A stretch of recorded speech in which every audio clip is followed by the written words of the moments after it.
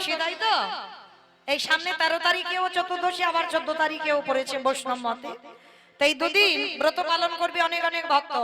আচ্ছা দেখি কতজন ভক্ত শিব চতুর্দশী করবেন, একবার হাতটা তোলেন তো দেখি। এই কজন? হাই ভগবান, হাত তোলেনি না? ও অনেকে মানে করছে নাকি তুলছে না, মানে আলা ভোলা গোয়ালিনি তো, ওই জন্য তুলতে লজ্জা বোধ হচ্ছে। আমি কিন্তু প্রথমেই বলে নিয়েছি মা, এইখানে লজ্জা করার কারণ নাই, কারণ এখানে কেউ কারো স্বামী ভাসুর শ্বশুর এসব কিছু নয়। এখানে আমাদের একটাই পরিচয়, আমাদের আত্মনিবেদন করতে হবে ভগবানের চরণে। তার মানে এই জায়গাতে বসে ভগবানের চরণে মাঝে মাঝে হাত দুটো তুলতে হবে। কেন জানো? সংসারে থেকে মা সত্যি করে বলবে, আমরা কি সারা দিনে কর্ম করে আমরা কি বাবা হাত দুটো তুলতে পারি, আত্মনিবেদন করতে পারি ভগবানের কাছে? পারি না তো। তাহলে যতক্ষণ হরিবাসরে থাকবো ততক্ষণ অন্তত তুলতে হবে। কেমন? তাহলে এই যে বাবা শিব চতুর্দশী ব্রতের কথা বললাম, সবাই তো পালন করছো না, আবার দেখছি মেয়েদের হাতগুলো উঠলো, আমার মায়েদের হাত। আমার এই একটা দাদা ভাইকে দেখলাম, আর কেন দেখছি না? আচ্ছা শিব চতুর্দশী ব্রত কেন করবেন? স্বামীর মঙ্গলের জন্য, তাই তো? আচ্ছা তাহলে স্বামীর মঙ্গলের জন্য যদি হয়, তাহলে অনেক পুরুষও তো করে ব্রত, তাহলে তারা কিসের জন্য করে? বউয়ের মঙ্গলে হবে। কি গো, বউয়ের মঙ্গলের জন্য? হ্যাঁ, না, সব ভুল কথা। কেউ স্বামীর মঙ্গলের জন্য নয়, আর বউয়ের মঙ্গলের জন্য নয়। তাহলে শিব চতুর্দশী ব্রত কেন হয়? সেই যে বাবা বৃহস্পতির অভিশাপে, আপনারা জানেন চাঁদের ক্ষয় রোগ হয়েছিল, আর চন্দ্র দেবতার 27টা স্ত্রী ছিল, আর সেই 27টা চন্দ্রের স্ত্রী, এই 27টা স্ত্রীর মধ্যে বাবা যখন চাঁদের অভিশাপ দেওয়া হলো, বৃহস্পতি অভিশাপ দিল যে তার ক্ষয় রোগ হবে, মানে একটু একটু করে অঙ্গটা গলে পচে নষ্ট হয়ে যাবে, মানে চাঁদ একেবারে মরে যাবে, চাঁদ আর থাকবে না, বাঁচবে না। তা অভিশাপ যখন দিল, যখন বাবা এক কলা বাকি ছিল, তখন ওই দাদার কাছে গিয়ে দাঁড়িয়েছিল। দাদাটাকে মানে বনে বনে স্বামী, এরা কে হয় বাবা? আপনারা কি বলেন? বনের স্বামী, বনের স্বামী মানে দুই বোনের স্বামীকে কি বলে? ভাইরা ভাই। বেশ, তাহলে চন্দ্রদেব আর আমার বাবা ভোলানাথ এরা তো ভাইরা ভাই, তাই তো? দক্ষ রাজার মেয়েকে বিয়ে করেছিল সতী, আর দক্ষ রাজার 27টা মেয়েকে বিয়ে করেছিল চন্দ্রদেব, যার জন্য এরা দুইজনে ভাইরা ভাই, মানে দাদার সম্পর্ক। তা যখন চাঁদে মানে এক কলা বাকি আছে, গিয়ে তো অসুস্থ, মানে এবার মরে যাবে চাঁদ, গিয়ে যেই না শিব ঠাকুরের চরণ শরণাপন্ন হলো, আর বাবা তো নাম তো আশুতোষ বাবা, একটুতেই সন্তুষ্ট, সঙ্গে সঙ্গে বাবা একেবারে চাঁদকে নিয়ে, বাবার মাথা তো জায়গাটা খুব ঠান্ডা, কি গো ঠান্ডা জানো তো? কেন ঠান্ডা? বাবার ওই জটার ভিতরে একটা মেয়ে বসে আছে, তো কি জানো মেয়েটার নাম? গঙ্গা। বেশ, পতিত পাবনী গঙ্গা বাবার জটার ভিতরে আছে, আর চাঁদের ওই যে জ্বালা যন্ত্রণা, এত অসহ্য কষ্ট, বাবা ভোলানাথ যাতে চাঁদের আর কষ্ট না হয়, তার জন্য এক কলা চাঁদকে নিয়ে মাথার ভিতরে জটার ভিতরে গুজে দিয়েছে। আর যেই না জটার ভিতরে গুজে দিল, আর তো চাঁদের এক কলার মৃত্যু হলো না, মাথাইতে রয়ে গেল। তা যেই না রয়ে গেল বাবা, 27টা মেয়ে কেঁদে পড়লো বাবার কাছে, বাবা এইরকম স্বামী অভিশাপগ্রস্ত, এখন বলে দাও কি করব? তো বাবা দক্ষ রাজা কিছু করতে পারলো না, সব শেষে বাবা পরম বৈষ্ণব বাবা ভোলানাথের কাছে গেছে। আর ভোলানাথের কাছে যেই না গিয়ে দাঁড়িয়েছে, মানে 27টা শালী, কি বাবা আপনারা কি বলেন, শালী বলেন তো? 27টা শালী গিয়ে যেই না দাঁড়িয়েছে, গিয়ে দেখে না বাবা শিব ঠাকুরের মাথায় এক কলা চাঁদ, মানে একটু আর বাকি আছে, ওই দিনটা গেলেই তো হরিবল হয়ে যেত চাঁদ, এক কলা বাকি আছে, যার জন্য শিব ঠাকুরের একটা নাম আছে বাবা চন্দ্রশেখর, তাই না?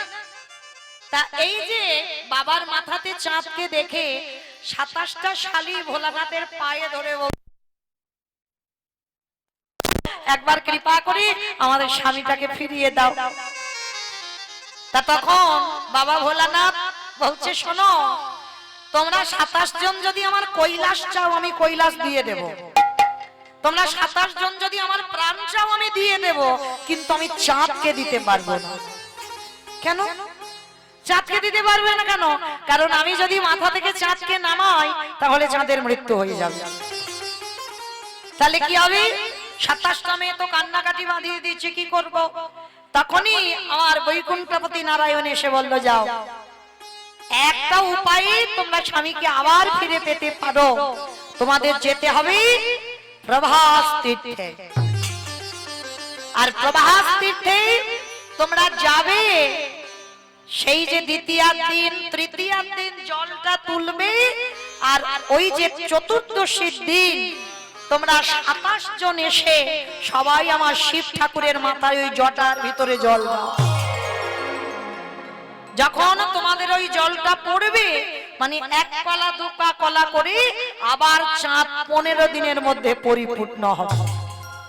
আর পরিপূর্ণ হলে আবার তোমরা চাঁদকে ফিরে পাবে। আবার 15 দিন পর আবার চাঁদ হয়ে যাবে। ওই এক কলা রেখে দিলাম আমার মাথায়, চাঁদের মৃত্যু হবে না। সেই যে দক্ষ রাজা 27টা মেয়ে প্রথম করেছিল বাবা, সেদিনটা ছিল চতুর্দশী। আর সেই দিনটা আজ জগতে সবাই আমরা পালন করে বেড়াই, যে শিব চতুর্দশী ব্রত। প্রথমে পালন করেছিল এই চন্দ্রদেবী 27টা স্ত্রী। আর যখনই চন্দ্রদেবের 27টা স্ত্রী পালন করলো, এইবার পরম বৈষ্ণব বাবা ভোলানাথ, কিন্তু আমরা জগৎ সংসারে বাবা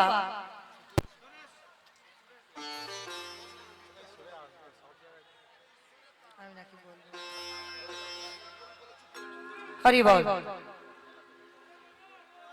এই যে পরম বৈষ্ণবের ব্রত পালন করার একটাই কারণ বাবা, একটু শুনে নেন। আমরা অনেকে জানি না বলে বলি স্বামীর মঙ্গলের জন্য। এটা তো দক্ষ রাজা 27টা মেয়ে করেছিল স্বামীর মঙ্গলের জন্য, স্বামীর ক্ষয় রোগ হয়েছিল বল। তা আমাদের স্বামীরা তো দিব্যি ভালো আছে, তাহলে ওদের জন্য নয়। তাহলে ব্রত কেন?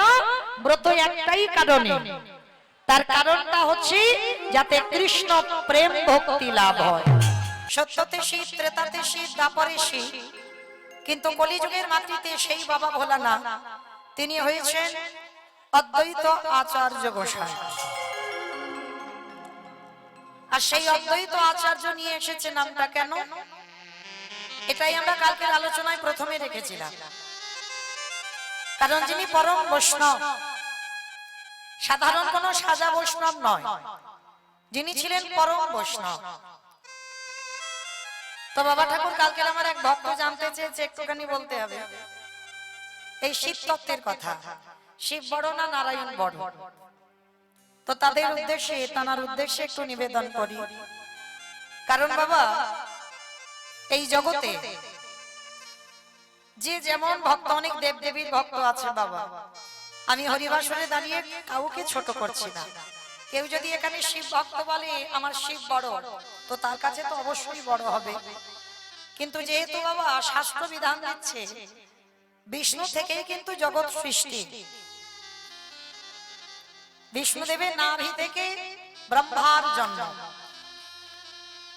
আর নারায়ণের যে ক্রোধ, কারণ ভগবান বিষ্ণু যে ক্রোধ হয়েছিল, কারণ আমার বাবা ভোলানাথ সংহার কর্তা, বিষ্ণুদেবের ক্রোধ থেকে জন্ম হয়েছিল পরম বৈষ্ণব বাবা ভোলানাথ।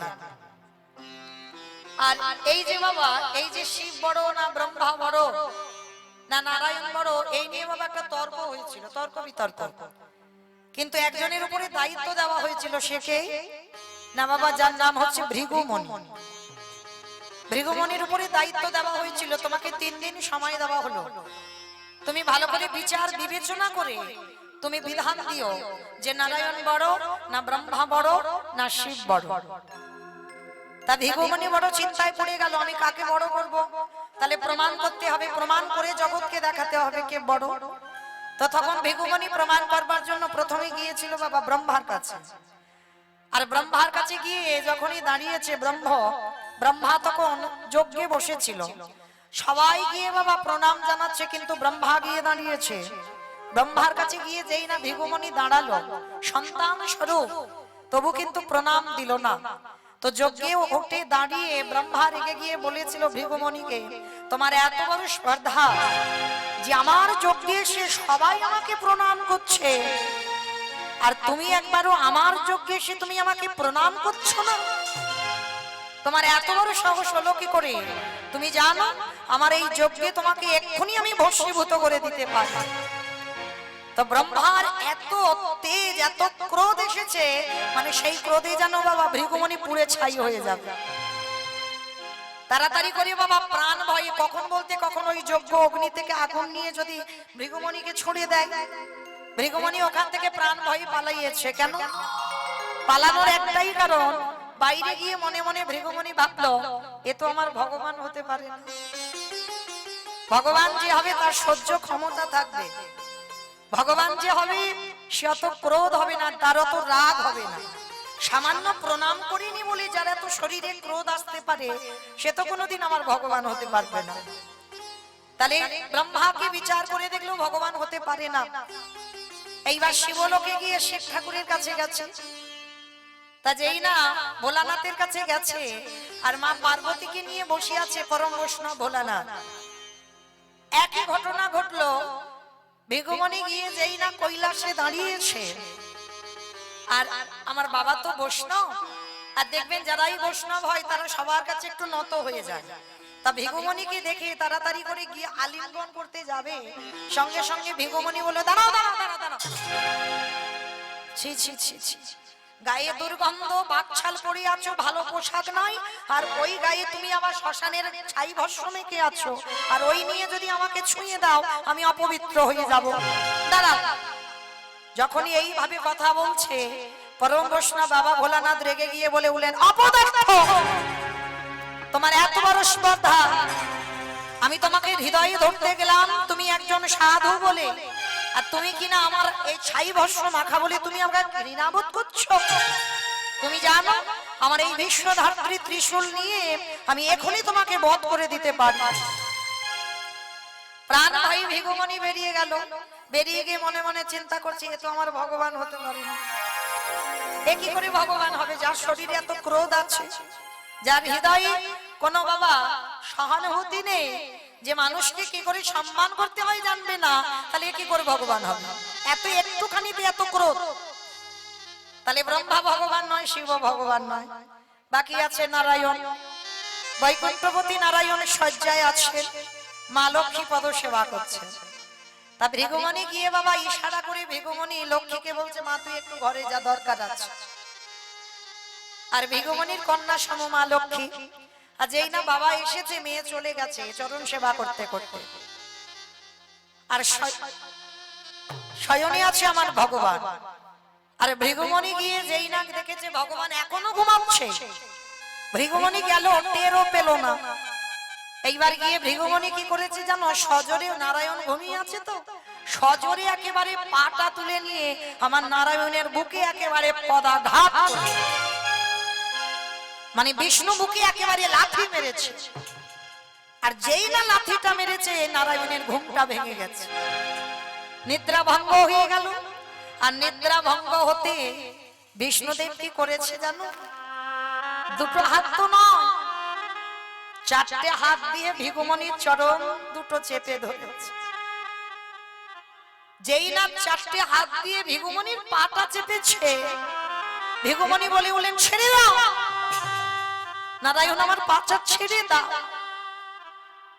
তা নারায়ণ বলছে আমি ছাড়লে কি তোমার পা টেনে তুলতে পারবে? বলে না তুমি ছেড়ে দাও আমি টেনে তুলবো। ভগবান চারটে হাত ছেড়ে দিল, কিন্তু বাবা ভৃগুমণির পাটা যেন নারায়ণের বুকে আঠার মতো আটকে গেছে।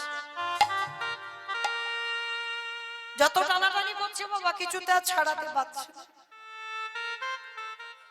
ভৃগুমণি বারবার বলছে নারায়ণ তুমি আমার চরণ ধরে আছো কেন? বলে কই ধরে নেই তো, আমি তো হাত তো ছেড়ে দিয়েছি, তুমি ভালো করে দেখো, হাত কিন্তু ছেড়ে দিয়েছে। কিন্তু চরণটা আটকে গেছে বাবা। যেমন আঠাতে পা পড়লে আটকে যায়, বা দেখবেন কাদাতে পা দিলে যেমন পাটা আটকে যায়, টেনে তোলা যায় না, অনেক কষ্ট হয়। ভৃগুমুনির পাটা যেন আটকে গেছে, আর যেই না পাটা টানাটানি করছে ছাড়াতে পারছে না। নারায়ণ কেঁদে বলে, ভৃগুমুনি আমি ছেড়ে দিলে কি হবে? আজকে থেকে আমার হৃদয়ে তোমার চরণ ছাড়বি না। আমি যে ভক্ত বড়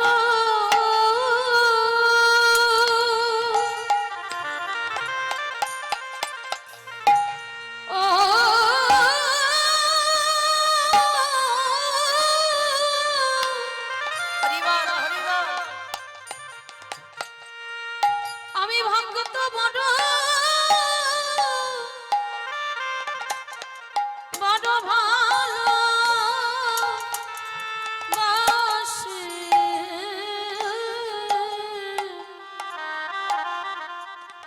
আমার হৃদয়ে তোমার চরণ, তোমার চরণ ছাড়বে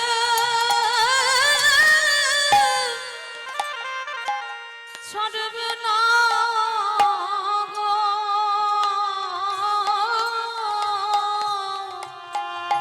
নারায়ণ বললেন, ভৃগুমুনি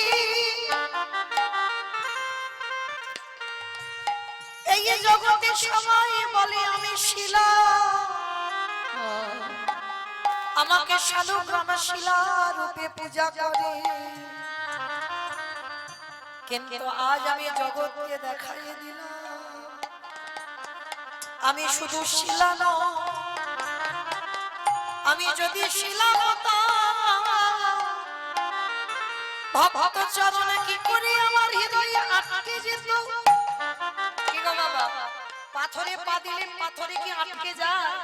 তাহলে কে বলে নারায়ণ শিলা?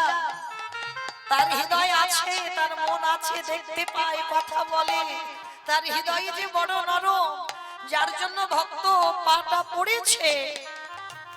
বলি আরে তো চলো আমি ছাড়ব না, আমি যে ভক্ত চার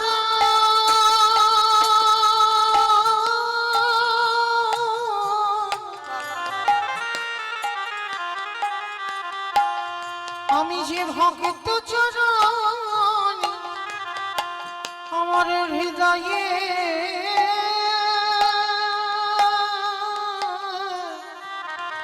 ধরিল, আমি আর তো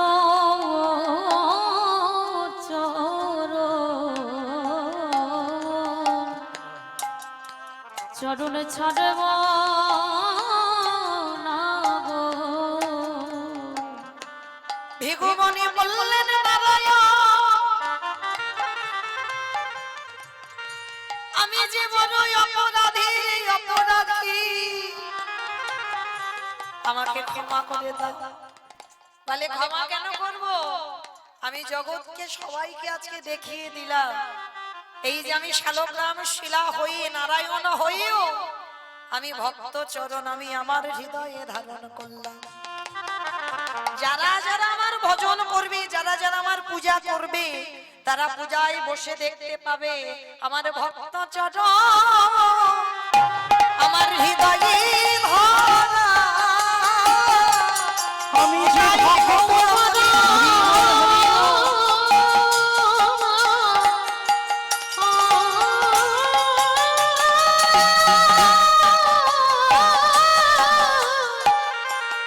আমি যে ভক্ত বড় ভালোবাসি, আমার ভক্ত চরণ আমার হৃদয়ে ধরা। আস্তে তখন ভৃগুমুনি নৈমিষারণ্যে গিয়ে সবাইকে মুনি ঋষিদের ডেকে ৬০,০০০ মুনি ঋষিদের ডেকে বলছে, শোনো, এই জগতে ভগবান যদি থাকতে হয় একজনই আমাদের ভগবান, তিনি হলেন আমার বিষ্ণুদেব। বিষ্ণু ছাড়া আদি ভগবান আর কেউ হবে না। কিন্তু বাবা আমি কাউকে ছোট এখানে করলাম না, যেটা গ্রন্থ বিধান দিল সেটাই আমার বলার। কারণ বিষ্ণু থেকে জগতে সকল কিছু সৃষ্টি, সে ব্রহ্মা বিষ্ণু দেব দেবী যাবতীয় বাবা সবটাই সৃষ্টি আমার বিষ্ণু থেকে। তাহলে এই পরম বৈষ্ণব বাবা ভোলানাথ মহাভারতের রাজস্বী যজ্ঞে একটা ভুল করে ফেলেছিল।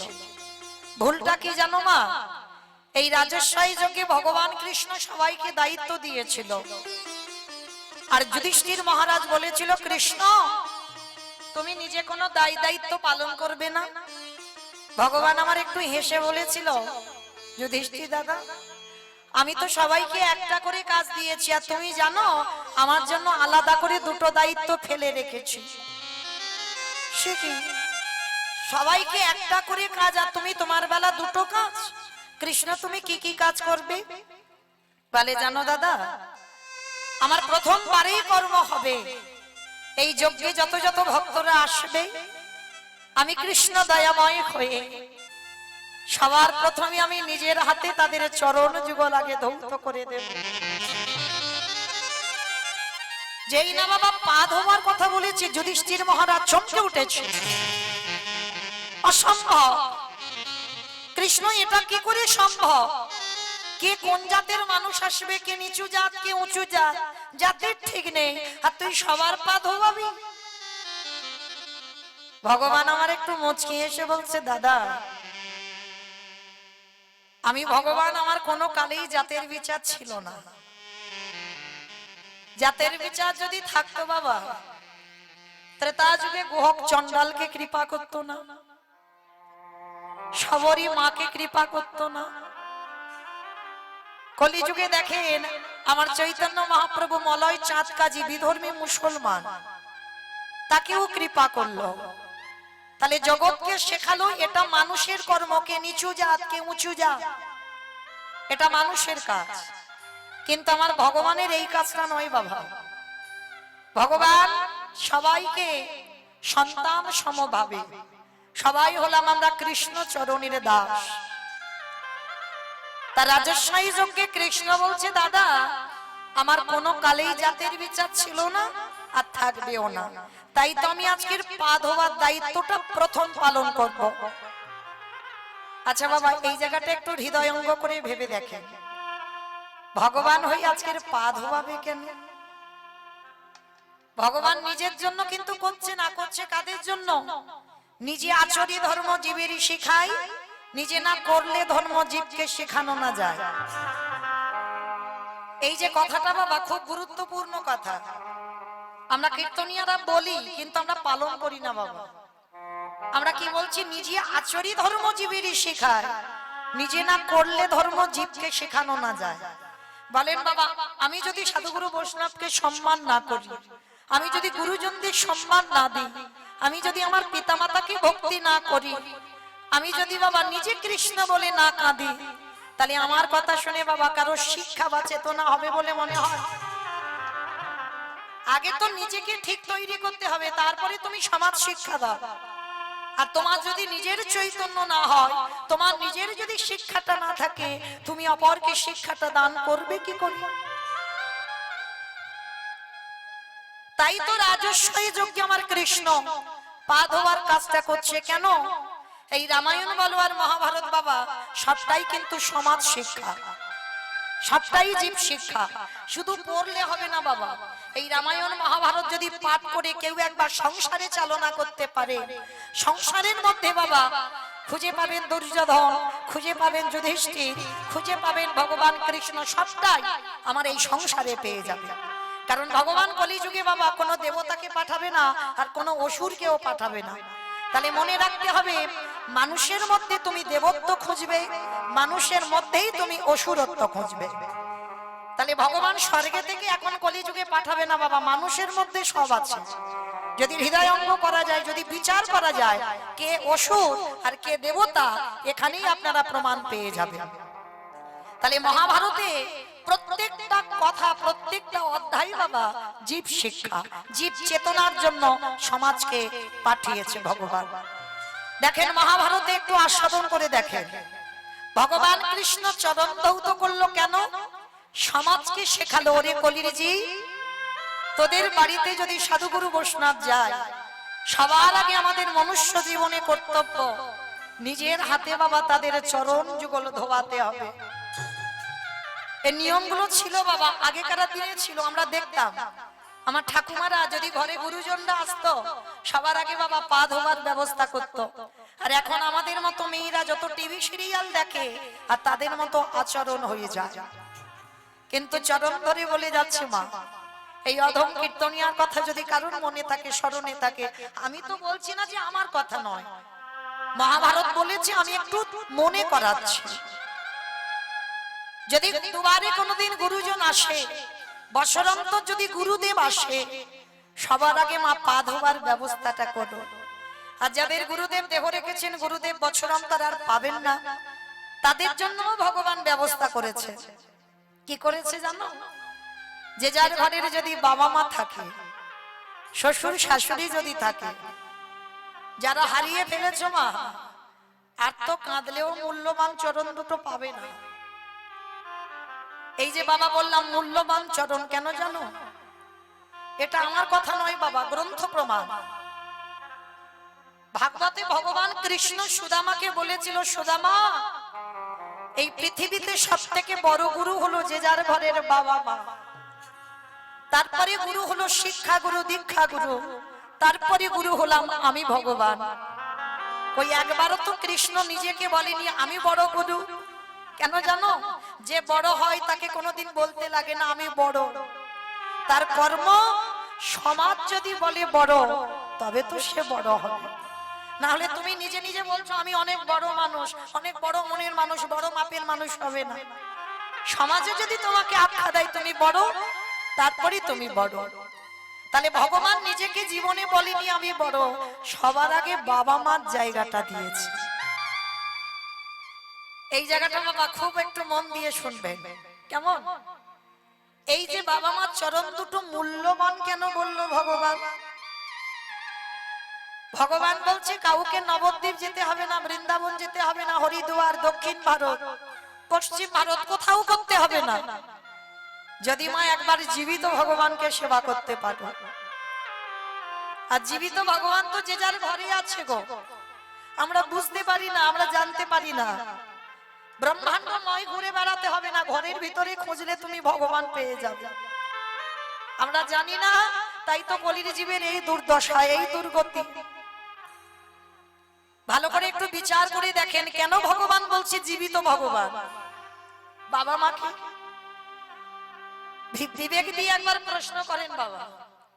যে মা 10 মাস গর্ভে ধারণ করে রেখেছিল, কত যন্ত্রণা, কত কষ্ট ভোগ করেছিল যে মা, কত রাত মা খায়নি, কত রাত মা ঘুমায়নি। শুধু গর্ভে থাকাকালীন নয় বাবা, সন্তান ভূমিষ্ঠ হলো, সেই সন্তানের জন্য কত রাত তো মা ঘুমায়নি। সেই সন্তানকে বড় করবার জন্য বাবা কত হাড় খাটুনি খাটলো। নিজে পড়াশোনা না করে ছেলেকে লেখাপড়ার ডিগ্রি তৈরি করলো, কিন্তু সেই সন্তান আমরা বড় হয়ে একটা বাবা মার পেটের ভাত জোগাড় করতে পারি না। বাবাকে নিয়ে মাকে নিয়ে ভাগাভাগি হয়ে গেছে। সমাজে যেটা হচ্ছে বাবা, বাবা মায়েরা যেন ফুটবল হয়েছে। বড়জন 30টা দিন হয়ে যাবে মেজজনের বাড়ি, মেজজন হয়ে যাবে সেজজনের বাড়ি। 30টা দিন যদি হয়ে যায় আর বাবা মার পেটের ভাত এ বাড়িতে হবে না। কিন্তু একটা সন্তান হৃদয়ে হাত রেখে বলে না যে আমার বাবা মা ভাগাভাগি হবে না। যে বাবা মামাই সন্তান স্নেহ বড় করেছে, এত কষ্ট এত যন্ত্রণা ভোগ করে, সেই বাবা মা শুধুমাত্র আমারই কাছে থাকবে, কোনো ভাগাভাগি হবে না বাবা মাকে। যে যখন পারবে খেতে দেবে, কিন্তু ভাগাভাগি হবে না। এইটা কোনো সন্তান বলে না বাবা।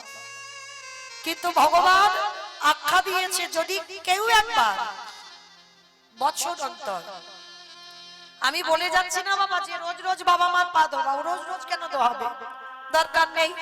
যেমন বছরে দুর্গা পুজো, কালী পুজো, লক্ষ্মী পুজো, সরস্বতী পুজো সব পূজা করছো, ঠিক সেই রকম একবার সিংহাসনে বাবা মাকে বসাও বছর অন্তর, বছরই একবার নিজের হাতে চরণ যুগল ধৌত করাও, নিজের হাতে গলায় মালা দিয়ে বাবা মাকে পূজা করে বছরে একবার নিজের হাতে যত্ন করে একটু বাবা মাকে খাইয়ে দাও। অনেক সন্তান আছে না বাবা, বাবা মাকে ত্যাগ করে বাবা মা কেঁদে পাগল হয়ে যাচ্ছে, সবকিছু ছেড়ে মঠে গিয়ে আশ্রয় নিয়েছে। সত্যি কি তোমার ভজন হলো যে বুড়ো বাবা মাকে ফেলে রেখে তুমি চলে গেলে, পিতামাতার সেবা করলে না, তাহলে কি তোমার ভগবান সন্তুষ্ট হলো বলে মনে হয়?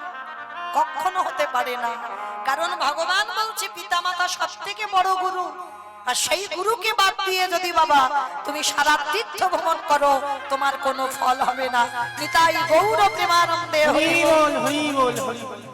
ভগবান বলে যদি কোনো সন্তান কলিযুগে পিতামাতাকে সেবা করে, যদি কৃষ্ণ ভুলেও যায়, যদি বাবা কৃষ্ণ পূজা করতে পারছে না, সময় পাচ্ছে না, কারণ বাবা মাকে দেখভাল করতে, বাবা মাকে সেবা করতে সময় শেষ, ভগবান বলছে আমাকে পূজা করতে লাগবে না, কারণ আমি পূজা নেবার জন্য আমি সারা জীবন তার বাড়ির দরজায় দাঁড়িয়ে থাকি। হরি বল। ভগবান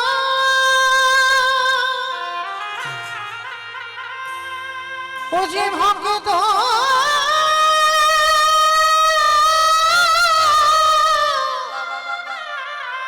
ভক্ত ছাড়া কিছু জানে না, তাই তো যুগে যুগে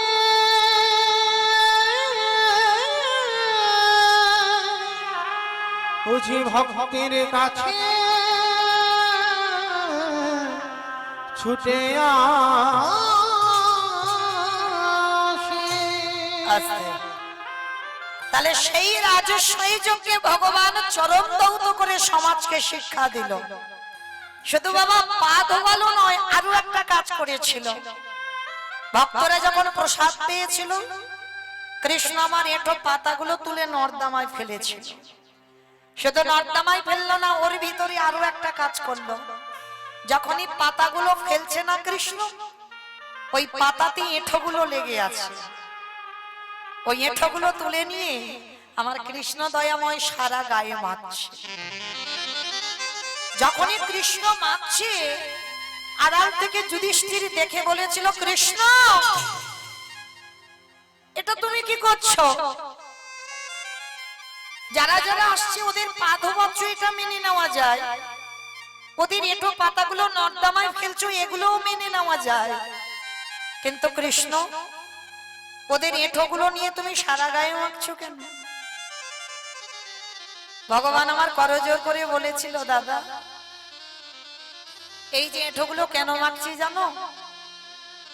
এই জগতে সবাই তো পাপ করে,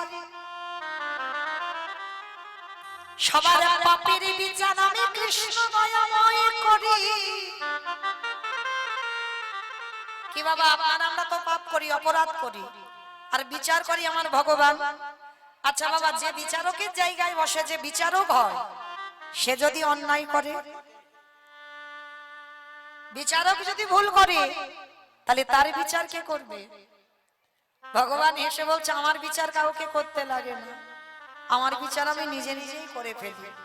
কারণ আমি যেমন কাউকে ছাড়ি না, আমি আমাকেও ছাড়ি না। আমাকে যদি ছাড়তাম, তাহলে ভাগবতে বাবা 125 বছর বয়সে জরাব্যাধির তীরে আমার কৃষ্ণকে দেহ ত্যাগ করতে হতো না। কেন? সমাজকে শেখালো আমি আমাকে ছেড়ে দিই না। আর আপনারা আমরা তো তুচ্ছ বাবা, আমাদের ছেড়ে দেবে বলে মনে করেছো? হ্যাঁ, না জানি সুদে আসলে বাবা কোথায় গিয়ে দাঁড়াচ্ছে আমাদের অপরাধের ঘর। তা যুধিষ্ঠির হেসে বলছে, কৃষ্ণ তুই আমার পাপ করিস? বলে, দাদা সবাই তো পাপী, আরে দাদাই আমি হলাম মহাপাপী। এ জগতে সবার বিচার আমি করি বটে। দাদা আমি হরিবল হরিবল। হলাম আস্তে। যুধিষ্ঠির তো চমকে উঠেছে, কৃষ্ণ তুই নিজেকে বলছিস মহাপাপী, কি এমন পাপ করেছিস? বলে দাদা পাপটা তো আমি দাপরেতে করি নাই, মানে দাপর যুগে করিনি, তাহলে কবে করেছিস কৃষ্ণ? বলে কেন, ত্রেতা যুগে রঘুপতি রামচন্দ্রের অবতারে। ওমা, রাম অবতারে তুই পাপ করেছিস? কি পাপ? বলে কেন, আমি একটা মণিপুত্রকে তো হত্যা করেছিলাম। বাবা মণিপুত্রটাকে বিশ্বেশ্বর মণির ছেলে, যার নাম রাবণ। এই জগতে বাবা সবাই বলে রাবণ ভালো লোক নয়। রাবণের মতো লঙ্কায় এত বড় ভক্ত আর কেউ ছিল না। এই রাবণের একটা কথা বাবা আমরা মাঝে মাঝে বলে ফেলি না, তুই হলি আমার ঘর শত্রু বিভীষণ। এটা আপনাদের কথা নয়, আমার কথা নয়, এটা রাবণের কথা। আমরা মাঝে মাঝে বলে ফেলি, দেখবেন আমার বাড়ি খাবি, আমার বাড়ির গল্পগুলো লোকের বাইরে বাইরে বলে আসবি, তুই একেবারে ঘর শত্রু বিভীষণ। কিন্তু বাবা এটা আমাদের আপনাদের কথা নয়, বলেছিল রাবণ। কবে বলেছিল জানো? যেদিন বাবা লঙ্কাতে ঘোষণা করা হয়েছিল রাম নাম করা চলবে না, আর যারা যারা রাম নাম করবে তাদের নাকি মৃত্যুদণ্ড দেওয়া হবে। আর এই কথা শুনে লঙ্কাতে কেউ কোনোদিন রাম নাম করতো না, আর যদি বা কেউ রামের ভক্ত ছিল মনে মনে ছিল, কোনোদিন প্রকাশ করতো না। আর আপনারা জানেন রাবণের ভাই বিভীষণ সে তো রামচন্দ্রের একনিষ্ঠ ভক্ত। যখন রাবণ ঘুমিয়ে পড়তো, সোনার লঙ্কায় কেউ জেগে থাকতো না। দিনের বেলা বিভীষণ ঘুমিয়ে নিত, আর রাত্রিবেলা যখন রাজ্যে সবাই ঘুমিয়ে পড়তো, ওই রামের ছবিটা বুকে ধরে বিভীষণ সারা রাত শুধু হারাম হারাম বলে কাঁদে। একদিন বাবা রাত্রিবেলা কাঁদছে বিভীষণ, আর কথাই বলে না বাবা দেওয়ালেরও কান আছে। একজন খবর পেয়েছিল বিভীষণ কাঁদছে রাম নাম বলে, ছুটে গেছে রাবণের কাছে, মহারাজ মহারাজ আপনি তো বলেছেন রাম নাম যে যে করবে তার মৃত্যুদণ্ড দেওয়া হবে, চলেন আপনি দেখবে, চলেন আপনার ভাই কিরকম রাম নাম বলে কাঁদছে। তা যেই না সংবাদটা পেয়েছে, রাবণের তো বিশাল বড় চেহারা, ঊর্ধ্বশ্বাসে ছুটে গেছে বিভীষণের ঘরে, আর দরজায় কান পেতে শুনছে বিভীষণ রাম রাম বলে কাঁদছে। ওই আওয়াজটা পেয়ে বাবা দরজাটা তো ভেঙে দিল, আর বিশাল বড় চেহারা তো অনেক ক্ষমতা রাবণের, দরজাটা ভেঙে দিয়ে ছুটে গিয়ে সজোরে একেবারে বিভীষণের বুকে লাথি মেরেছে।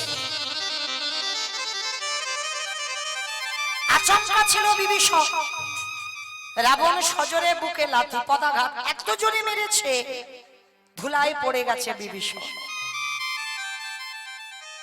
বাবা এই জায়গাটা একটু খুব মন দেবেন, কেমন বাস্তবে মেলাবে। আচ্ছা এই জগতে ভাই ভাই তো লাঠালাঠি হয়, ভাই ভাই খুনোখুনি হয়, ভাই ভাই জায়গাতে শিলপোতা হয়, ভাই ভাই বাবা পাঁচিল তুলে দেয়, এক ভাই আর এক ভাইয়ের মুখ দেখতে চায় না, ভাই ভাই ঝগড়া হয়ে মামলা পর্যন্ত চলে। কি বাবা ভুল বললাম? হয় না? খুব হয়। শুধু আপনাদের এখানে কেন, সব জায়গাতে হয়, ভাই ভাই মারামারি, পেটাপেটি, খুনোখুনি হচ্ছে, জায়গা জমি ভাগাভাগি। কিন্তু একটা কথা বলি, মানা না মানা সেটা যে যার ব্যক্তিগত, কিন্তু মনে রাখতে হবে বাবার অবর্তমানে বড় দাদারই জায়গা হয়। এইটা অনেকে মানতে চায় না বাবা, বাবার অবর্তমানে বাবার মৃত্যুর পর বড় দাদারই জায়গা হয়। সেই জায়গাটা হয়তো আমি ছোট, আমি হয়তো অন্যায় করিনি, হয়তো বড় দাদা কারোর কাছ থেকে কিছু শুনে এসে ছোট ভাইকে মারতে পারে। আচ্ছা বলো বাবা, যদি বড় দাদা ছোট ভাইকে মারে, ছোট ভাই ছেড়ে দেবে? এই সমাজে ছেড়ে দেবে? যদি বড় দাদা মারতে পারে আর ছোট ভাই উল্টে চড় চাপড় দিতে পারে না? এটা আপনারা বলেন, আমরা বলি, কিন্তু শাস্ত্র কিন্তু এটা বলছে না। বড় দাদা হাজার মারতে পারবে, কিন্তু তুমি ছোট হয়ে তোমার অধিকার দেয়নি যে তুমি বড়কে ধরে মারো। তাহলে তোমাকে রৌরব নরক যন্ত্রণা পেতে হবে। আমার ভগবান কোনদিন ক্ষমা করবে না। তাই রাবণ আর বিভীষণ এদের চরিত্র দেখেন, এরা তো ভাই। অন্যায়টা কি করেছে? শুধু রামের ছবিটা ধরে একটু কেঁদেছে বিভীষণ, আর কিছু তো করেনি। রাবণ পিছন থেকে গিয়ে ভাইয়ের বুকে লাথি মেরেছে, পড়ে গেছে ধুলা। বিভীষণ ধুলা থেকে উঠে কেমন দাদা কেমন ভাই দেখো, রাবণের দুটো চরণ ধরে বলছে, দাদা এই যে তুমি আমার বুকে লাথিটা দিলে, তোমার দুটো পায়ে ব্যথা করছে না তো? দাদা গো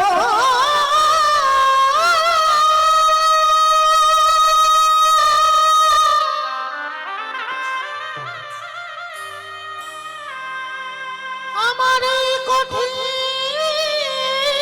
বুকে বুকে লাথি মেরে তোমারে কমলে চরণে কি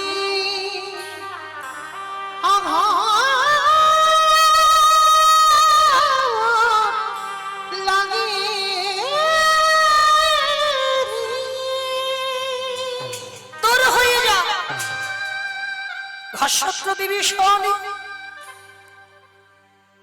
আমার ঘরে থাকবি, আমার অন্ন ধ্বংস করবি, আর আমার শত্রুর নাম জপ করবি? বেরিয়ে যা, এই মুহূর্তে আমার বাড়ি থেকে বেরিয়ে যাবি, যেন সকাল হলে তোর মুখ দেখতে না হয়। বিভীষণ করজোর করে বলছে, বেশ আমি চলে যাচ্ছি দাদা, শতবার ডাকলেও তোমার ওই চরণে আমার নয়ন দুটো আর এক হবে না। যা যা যা যা, যার সাত কুলে কেউ নেই সে আবার বলে চলে যাই চলে যাই, যাবি কোথায়? আবার ঘুরে ফিরে তোর আমার কাছে আসতে হবে, যা বেরিয়ে যা। ভাইকে লাথি মেরে তাড়িয়ে দিল। আচ্ছা মা একটা কথা বলো তো, মাঝে মাঝে আমাদের ছেলে মেয়েরা একটু অন্যায় করে ফেলে, আমরা মারধর করি, বকাবকি করি।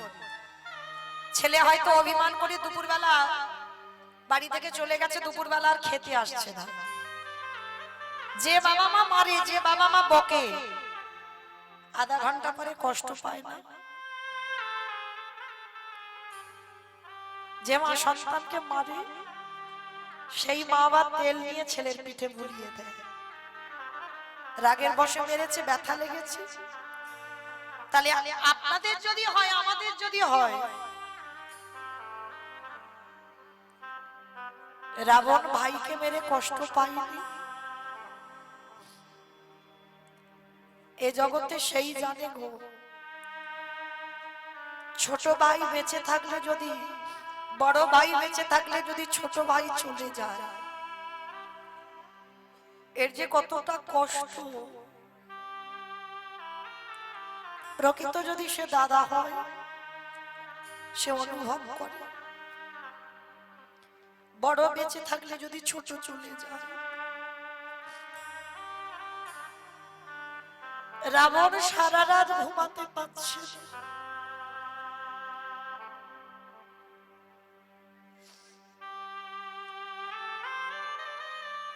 শুধু মনে মনে ভাবছে ভাইটা কোথায় গেল, একটু দেখে আসি। একটু পরিষ্কার হয়েছে, ছুটে গেছে রাবণ রামচন্দ্রের কাছে। কেন? কত ভক্তি দেখেন বাবা, এই জায়গাটাই অনুভব করলে বুঝতে পারবেন। ও যে লাঠিটা মেরেছে বিভীষণ কোথায় যাবে সেটা রাবণ ভালো করে জানে। তাই তো সকালবেলা একেবারে রামের কাছে সরাসরি গেছে আর গিয়ে ডাকছে, ভাই ভাই রে। যেই না ভাই বলে ডেকেছে লক্ষণ বেরিয়ে এসে রেগে গেছে। লজ্জা করে না? কালকের ভাইয়ের বুকে লাথি মেরে তাড়িয়ে দিয়েছো আর আজকের আদর করবে ভালোবাসবে বলে তার কাছে ক্ষমা চাইতে এসেছো। রাবণের তো বড় চেহারা, কোমরে হাত দিয়ে বলছে, তুই কি মনে করলি আমি কালকে লাথি মেরে আর আজকের পা ধরে ক্ষমা চাইতে এসেছি? ক্ষমা চাইবো কেন? তা লক্ষণ বলছে, কেন তুমি এসেছো? ওরে আমি দেখতে এলাম আমার পায়ের লাথিটা যে ও খেলো না, ও লাঠিটা খেয়ে ঠিক ঠিক জায়গায় গেল কিনা ওইটা দেখবার জন্য তো আমি ছুটে এসেছি। নিতাই গৌর প্রেমানন্দ। হরি বল হরি বল। ও আমার লাঠিটা খেয়ে ঠিক জায়গায় পৌঁছেছে কিনা ওইটা দেখবো বলে এলাম। রাম এসে বলছে, রাবণ ভাইকে কেউ এরকম লাথি মারে? তুমি জানো ওর বুকে কত ব্যথা লেগেছে? তা রাম বলছে, রাবণ রেগে গিয়ে বলছে, চুপ কর চুপ কর। কারণ রাবণের বাইরেটা তো কঠিন, ভিতরটা খুব নরম। বাইরে যখন কথা বলবে লোকের সামনে, বাবা এই মারি এই কাটা, রাবণের চরিত্রটা এমন। তা রাম যেই না বলেছে, রামের উপরে হেঁকে উঠে বলল, চুপ কর। সবাই খালি বলছে আমার ভাইকে লাথি মেরেছি লাথি মেরেছি লাথি মেরেছি। আসল কথাটা কেউ বুঝলো না, কিন্তু আজ আমি তোকে বলি শোন। ওরে রাম রে, এই জগতে সবাই দেখলো আমি আমার ভাইকে লাথি মেরেছি, কিন্তু রাম রে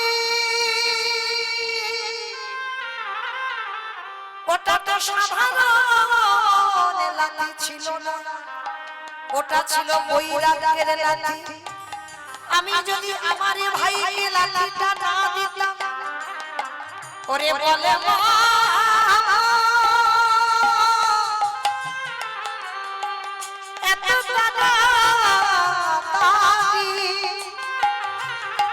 এত তাড়াতাড়ি কি আমার ভাই তোরে রাতুল চরণে পৌঁছাতে পারি তো?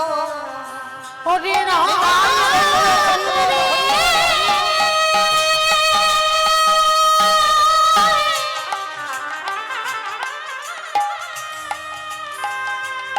আমি আমার ভাইয়ের বুকে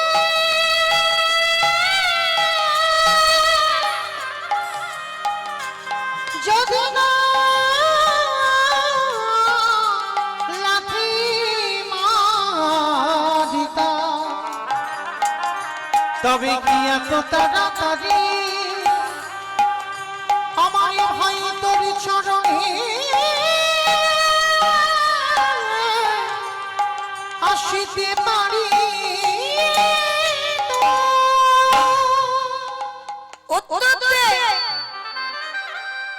আমার ভাই কত রাত ধরে কাঁদতো, আমি শুধু মনে মনে ভাবতাম এমন একটা দিন আসবে আমার ভাইকে লাথি মেরে চির জনমের মতো তোর চরণে পাঠাবো। তাহলে ওটা তো লাথি নয়, ওটা তো বৈরাগ্যের লাথি। আর শোন, আমার ভাইকে মনিটর বাড়াও দাদা, মনিটর বাড়াও। আমার ভাইকে লাঠিটা মেরে এই কলির জীবকে একটা শিক্ষা দিলাম। বাবা আপনারা আমরা এইটুকু শুনে কি শিক্ষা পেলাম? শিক্ষাটা কি পেয়েছে বুঝতে পেরেছো? এই জন্য তো কীর্তন শুনতে হয়। রাবণ ভাইকে লাঠি মেরে কলির জীবের কি শিক্ষাটা দিল? ওরে কলির জ্ঞানন্ধজি, আস্তে, তোদেরও একদিন লাঠি ঝাঁটা খেতে হবে। ভালো করে বুঝবেন, সবাইকে লাঠি খেতে হবে। আজ আমার চরণ দুটো চলতে পারছে, সংসারে ব্যাগে ভর্তি বাজারে দিতে পারো, চাকরির পেনশনের টাকা তুলে সংসারকে দাও, সংসারে কর্ম করতে পারো, তাই সংসার তোমার ভালোবাসে। কিন্তু যেদিন তুমি দাঁড়াতে পারবে না, যেদিন তোমার দুটো হাত আর সংসারে কিছু দিতে পারবে না, যেদিন তুমি চোখে আর দেখবে না, তুমি কানে আর কিছু শুনবে না, বদনে কিছু বলতে পারবে না, তোমার 10টা ইন্দ্রিয় শীতল হয়ে যাবে। যেদিন বিছানায় পায়খানা করবে, হাড়ি খাটুনি খেটে তুমি একটা ঘর বেঁধেছিলে, দোতলা ঘর, তুমি শখের ঘরেতে থাকতে দোতলার উপরে। যেদিন তুমি বিছানায় পায়খানা করবে, এই সংসারে সেদিন দোতলা থেকে নিচের তলায় নামাবে।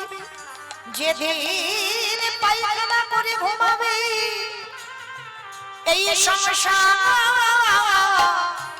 তোমার একদিন ভালোবাসবে, দুদিন ভালোবাসবে, এক সপ্তাহ ভালোবাসবে, 15 দিন ভালোবাসবে, তারপরে একটু একটু করে লাঠি ছাটা দেবে। রাবণ বলল, কলির নন্দজি, আমার ভাইকে লাঠি দিলাম, তাই তো রামের চরণে গেল। তোদের পায়ে পড়ে বলি, তোরা লাঠি খাওয়ার আগে ভগবানের চরণ জড়িয়ে ধর। শিশুকালে কৃষ্ণ ভজে কৃষ্ণ পাবার আসে, যৌবনকালে কৃষ্ণ ভজে আসে বাধায় আসে, বৃদ্ধকালে কৃষ্ণ ভজে এই জমির উতরাসে। সময় থাকতে থাকতে যদি একজন গৌরী গোবিন্দ চরণ ধরতে পারে, তারে তো আর লাঠি খেতে হয় না, অনায়াসে আমার গোবিন্দ তার হাত দুটো ধরে ভব নদী পার করে নিতাই গৌর হরি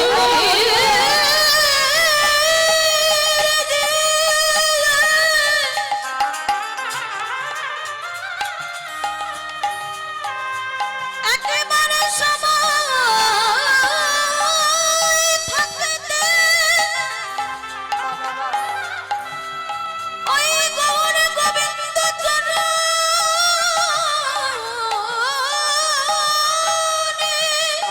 হরি বল হরি বল। নিজেকে সঁপে সঁপে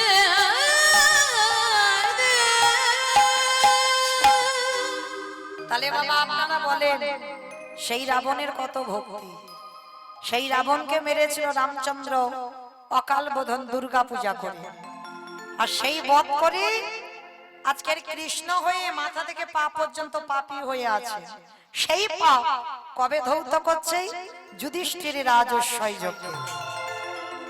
কি বাবা বুঝতে পারলেন? যেখান থেকে এসেছিলাম আবার সেখানে ফিরে এলাম। তাহলে এইটুকু শুনে আপনারা আমরা কি বুঝলাম, কি জানলাম, কি অনুভব করলাম? ভগবান সমাজকে শিক্ষা দিল, মানুষ মাত্রে তো অপরাধ আমরা করব, পাপ ফেললেই পাপ। তো আমরা যারা অপরাধী হয়ে আছি, সাধুগুরু বৈষ্ণব পেলে তাদেরকে একটু সেবা দেন, যদি তাও না পারেন তাদের চরণ যুগল ধৌত করান, তাও যদি না পারেন একটু বৈষ্ণবদের এঁঠনি একটু গায়ে মেখে নেন। আর যদি নিতে পেরেছেন, কোটি কোটি জন্মের অপরাধ থেকে আপনারা আমরা মুক্তি পাবো পাবো পাবো। এইবার সেই বিশ্বের সৃষ্টি মালিক ভগবান রাজস্বয় যজ্ঞের দরজায় দাঁড়িয়েছে, আর একেবারে মেন দরজায় দাঁড়িয়েছে বাবা, অন্য দিক থেকে কেউ কোথাও থেকে ঢুকতে পারবে না যজ্ঞে। লাইনে দাঁড়িয়ে আছে অগ্নিদেব, পবনদেব, বরুণদেব, ইন্দ্র, ইন্দ্রাণী, ব্রহ্মা, সাবিত্রী, শিব, দুর্গা, সব পর লাইন দিয়ে আছে। তা একে একে বাবা পা ধোয়াই আর যজ্ঞের ভিতরে ঢোকায়। এমতো সময় জগৎ জননী মা দুর্গা বাবা ভোলানাথকে ডাকছে, প্রাণনাথ প্রাণনাথ, চলো দেখি এবার আমাদের পা দুটো একটু ধুইয়ে নি। বাবা মার হেসে বলছে, পার্বতী তোমার কি মাথা গরম হয়ে গেল নাকি? হ্যাঁ, কৃষ্ণ পা ধোয়াবে আর আমাদের পা দুটো বাড়িয়ে দেব? শোনো, তোমার যদি ধোয়াবার ইচ্ছা হয় তো তুমি লাইনে দাঁড়াও। তা পার্বতীকে দাঁড় করিয়ে রেখে বাবা ভোলানাথ বেলাইনে চলে গেছে। আর আড়ালে গিয়ে মনে মনে ভাবছে কৃষ্ণের চোখে ধুলো দিয়ে যজ্ঞের ভিতরে ঢুকবো। কিন্তু বাবা ভগবানের চোখে ধুলো দেওয়া যায় কি গো? চালাকি মানুষের সঙ্গে হয়, ভগবানের সঙ্গে হয়? যদি হতো কালকের আবার আজকের আমার কীর্তন গাইতে হতো। ওর সঙ্গে চালাকি তো করা যাবে না, সে যেটা বুঝবে সেটা ঠিক। হ্যাঁ, তাহলে দেখেন এই পৃথিবীতে ভগবানের চোখে জীবনে কিছু ধুলো দেওয়া যায় না। জানালা দরজা বন্ধ করে খুব গালাগালি দিলাম, কেউ শুনতে পেল না। মনে মনে কারোর উপরে ক্ষোভ রয়ে গেল, কেউ জানতে পারলো না। কিন্তু বাবা একজনের খাতায় ঠিক হিসাব হয়ে যাচ্ছে। হ্যাঁ, এই যে এতজন বসে আছেন, দাঁড়িয়ে আছেন, আমি কীর্তনী, আমি দেখতে মোটামুটি সবাইকে পাচ্ছি, কিন্তু কে কীর্তন শুনছে, কে শুনছে না, কে বাবা গল্প করছে, কে হেসে যাচ্ছে, কে কেঁদে যাচ্ছে, আর কে আবার বসে বসে মানে ঢলে ঢলে পড়ে যাচ্ছে। দিনের বেলাও ঘুমোয়, জানি রাতে ঘুমায়, সে দিনেও ঘুমায়। মানে কেন জানো বাবা? সে বাড়িতে ঘুম হয় না। মানে হরিনামটা এমনই মধুর, কানে যাচ্ছে, শরীর অলস হয়ে যাচ্ছে, দিব্যি ঘুম এসে যাচ্ছে। হরি বল। তো মাইরা, আমার চোখে ধুলো দেওয়া যায়, কিন্তু ভগবানের চোখে নয়। আর ভোলানাথ বাবা পরম বৈষ্ণব হয়ে এই জায়গাটায় একটু গন্ডগোল করে ফেলেছিল। আড়ালে গিয়ে মনে মনে ভাবছে কৃষ্ণের চোখে ধুলো দিয়ে যাব। আর ধুলোটা দেব কি করি? বাবা আড়ালে গিয়ে বাবা দুম করে একটা কুকুর হয়ে গেছে। কেন বৈষ্ণব ঠাকুর কুকুর হয়ে গেল? তার একটাই কারণ বাবা, পৃথিবীতে যত পশু পাখি আছে কুকুরের থেকে প্রভু ভক্ত আর কেউ কোনোদিন হবে না। সব থেকে প্রভু ভক্ত যদি কেউ হয় ওই কুকুরই আছে। এইবার আড়ালে গিয়ে কুকুর হয়ে মনে মনে চিন্তা করছে কৃষ্ণের চোখে ধুলো দিয়ে যজ্ঞের ভিতরে ঢুকবো। আর ভগবান মনে মনে করছে, দেখেছো এ বেটা আমার সঙ্গে চালাকি করবে? আমি রাবণকে মেরে যে পাপ করে রেখেছি, ওনার পা ধোবাবো বলে যজ্ঞে আমার এই কাজটা নেওয়া, আর ও বেটা আমার চোখে ধুলো দেবে। বলে দেখাচ্ছি মজা তোমার, দাঁড়া। এইবার ভগবান ইচ্ছা করে অন্য মনস্ক হয়ে পা ধুয়েই যাচ্ছে, আর পায়ের মাঝখানটা ফাঁকা মতো দেখেছে। মানে কারোর পা ধোয়াতে গেলে বাবা দাঁড়িয়ে দাঁড়িয়ে ধোয়ানো যাবে? হেড হতে হবে। তা পায়ের মাঝখানটা ফাঁকা আছে, আর ভোলানাথ পিছন থেকে কুকুর হয়ে গুটি গুটি পায়ে সবে মাত্র পায়ের ফাঁক দিয়ে মাথাটাকে, আর যেই না মাথাটা দেওয়া, আমার ভগবান কি করেছে? হাঁটু দুটো নিয়ে কুকুরের কানের কাছে, এইবার দেখ কেমন লাগে। আর যেই না কানের কাছে চেপে দিয়েছে, কুকুর কি করবে? কেউ কেউ করবে না, বারবার বলছে কৃষ্ণ ছেড়ে দে, কৃষ্ণ ছেড়ে দে, কৃষ্ণ ছেড়ে দে। বলে ছাড়বো বলে ধরি নাই। হে বৈষ্ণব গোসাই, হে বৈষ্ণব গোসাই,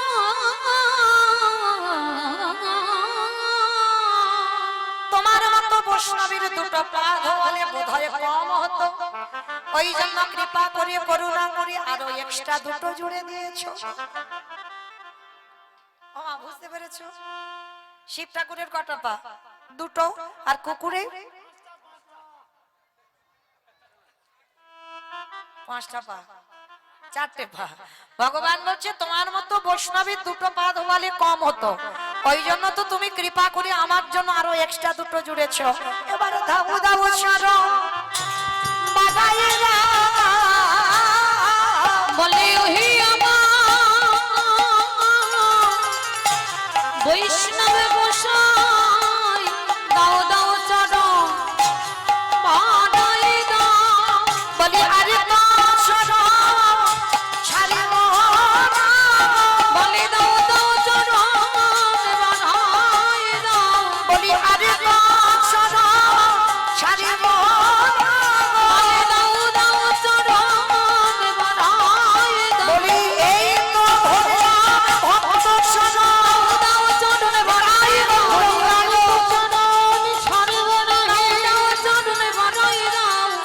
বলে আর তো চরণ ছাড়ব না গো। আস্তে।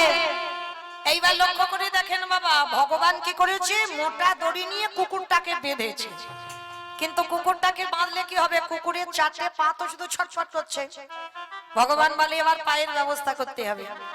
এইবার কি করেছে বাবা? মোটা দড়ি নিয়ে কুকুরের 4টে পা এক জায়গা বেঁধে দিয়েছে। আর যেই পা 4টে বেঁধে দিল, আর কুকুর কিছু করতে পারবে? শুধু নয়ন জলে গড়াগড়ি দিচ্ছে আর বলছে কৃষ্ণ আমি ভুল করেছি, ক্ষমা করে দিন। বলে চুপ, কথা হবে না, খালি দেখে যাও আমি কি করি।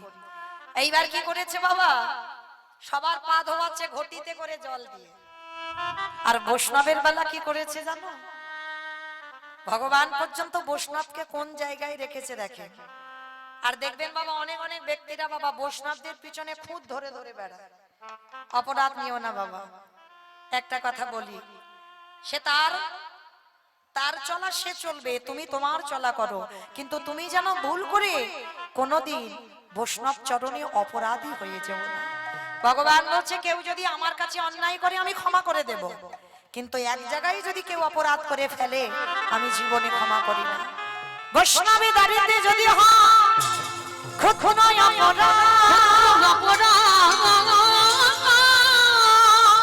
মহা মহা ভজনেতে পরে যাই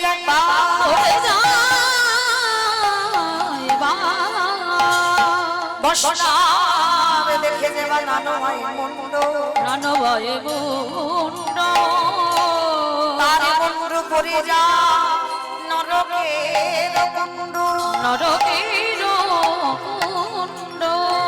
বৈষ্ণব অপরাধ করে যাবা গঙ্গা স্নানে যা, গঙ্গা স্নানে যা পতিত পাবনে গঙ্গা, তারে রেখে দূরে সরে যা, দূরে সরে যা। তাহলে কি বুঝলাম বাবা, এই জগৎ সংসারে বৈষ্ণব চরণে যেন অপরাধ আমরা না করে ফেলি। ভগবান পর্যন্ত এইবার ঘটিতে করে জল দিয়ে সবার পা ধোয়াচ্ছে। আর বৈষ্ণবের বেলা কি করেছে জানো, খালে বিলি নদী নালারে জলে নয়, কৃষ্ণ দয়াময় আমার আজ চোখের জলে চরণ ধোপা গেছে। হে বৈষ্ণবী কৃপা, তাই গৌর প্রাণ দিয়ে হরি বল হরি বল।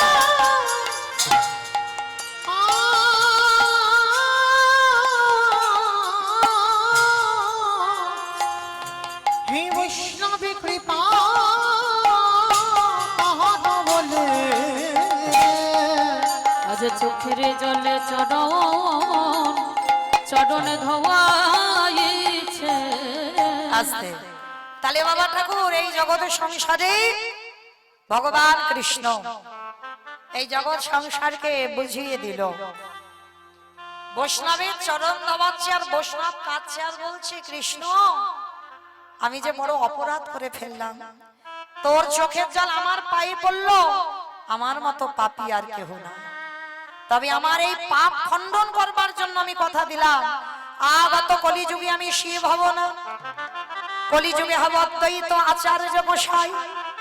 কি বাবা আবার যেখান থেকে গিয়েছিলাম আবার ফিরে এলাম, মানে বলছো তো, বলেছিলাম সত্যতে শিব, ত্রেতাতে শিব, দ্বাপরে শিব, কলিতে শিব নয়। যত শিব চতুর্দশী করে বাবার মাথায় জল দিই, কিন্তু কলিযুগে বাবা শিব রূপে আসেন। কেন আসেনি এটা হলো তার কারণ।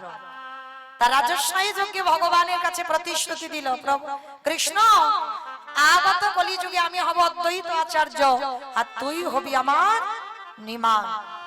আমি তোর থেকে 52 বছরের বড় হব, 12 বছর তুলসী ভাসিয়ে তোকে আহ্বান করব নদিয়ায়। আর যেদিন তুই নদিয়ায় আসবি আমি কথা দিলাম, এই যে আজকে তোর চোখের জল আমার পায়ে পড়লো, আর যেদিন কলিযুগে আসবি সেদিন আমার চোখের জল দিয়ে তোর চরণ যুগল ধৌত করাবো। নিতাই গৌর প্রেমানন্দে। হরি বল।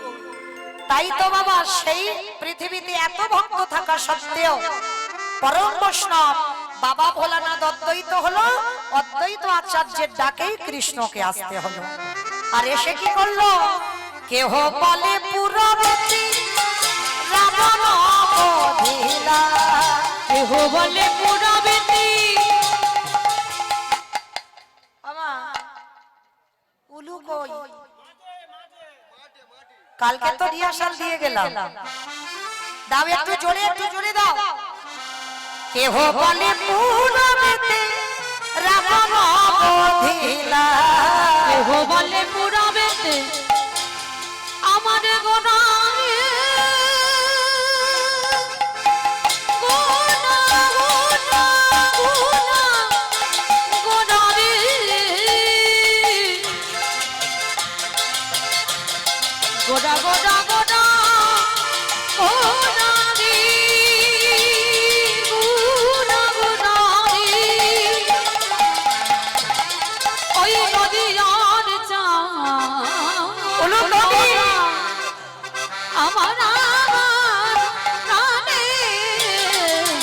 ঘোরা